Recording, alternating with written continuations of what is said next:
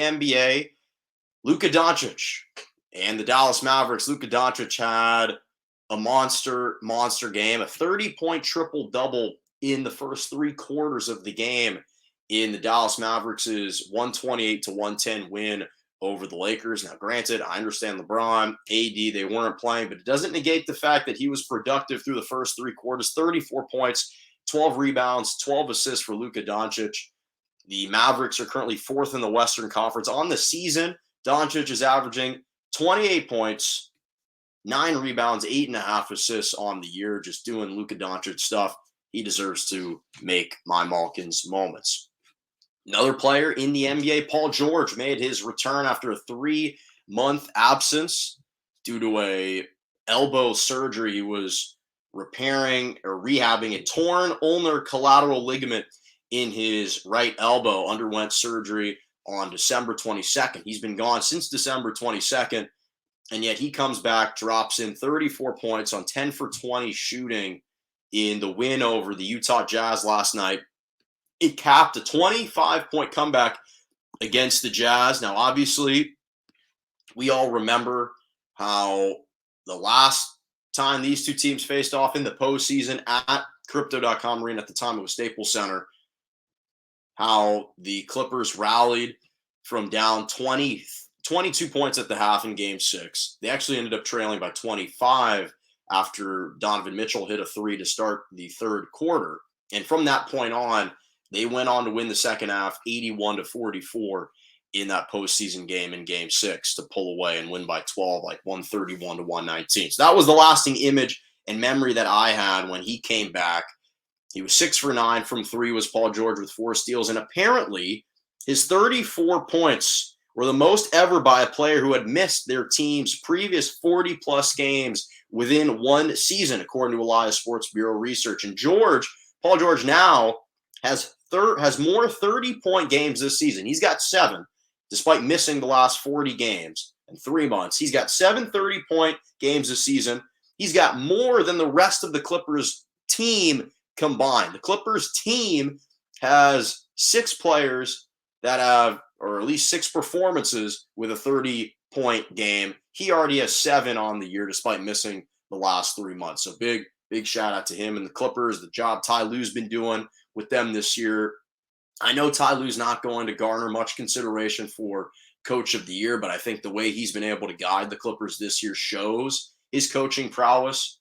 He's been working with really, no stars at all for the majority of the season, and he still has them in the position that they are, firmly entrenched in the 8th spot. So shout out to him and Paul George. And finally, shout out to the UConn Huskies, the women's basketball program. What a game that was against number 1 seed NC State a couple days ago in the Elite 8. The 2 seed UConn and the Huskies advancing to their 14th consecutive Final Four under Gino Auriemma. It's his 22nd overall Final Four appearance. Huskies ended up winning in double overtime, 91-87.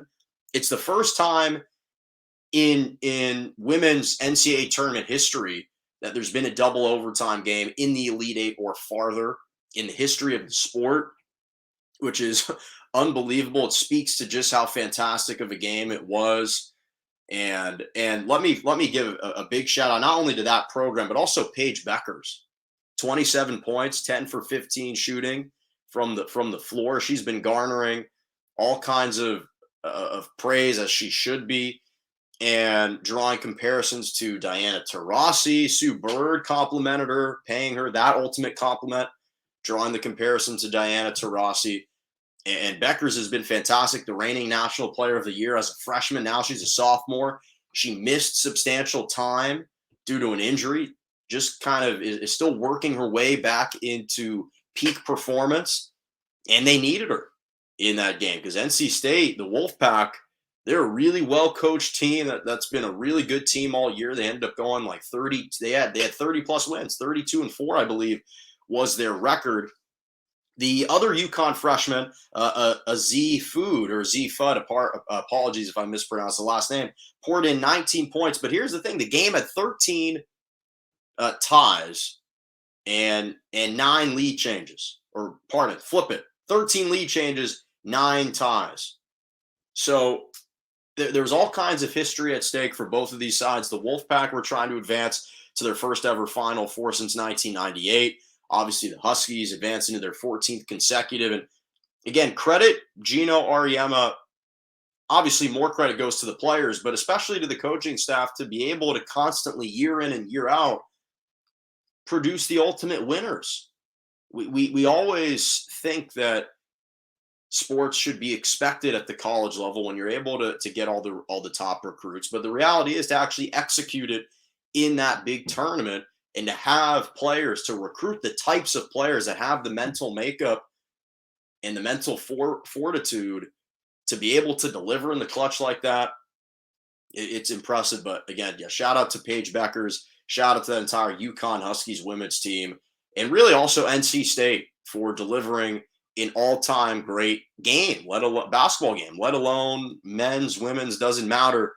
Double overtime. You had clutch baskets, clutch performances from both sides. It was absolutely fantastic to watch. Wanted to give them a major shout out on Morning Joe. So that'll do it for us. Thank you so much for joining me right here on Morning Joe every single Monday and Wednesday morning, 11 a.m. to 12 p.m. Eastern Standard Time, 10 to 11 Central, and 8 to 9 a.m. Pacific. Make sure to subscribe to my YouTube page, Morning Joe, J-O, with Jonah Malkin on YouTube. You can follow me on Twitter at Jonah_Malkin or at Morning_Joe_. Follow me on Instagram, JMalk97, or on TikTok at Jonah Malkin. Thank you so much. And as always, have a lovely rest of your morning.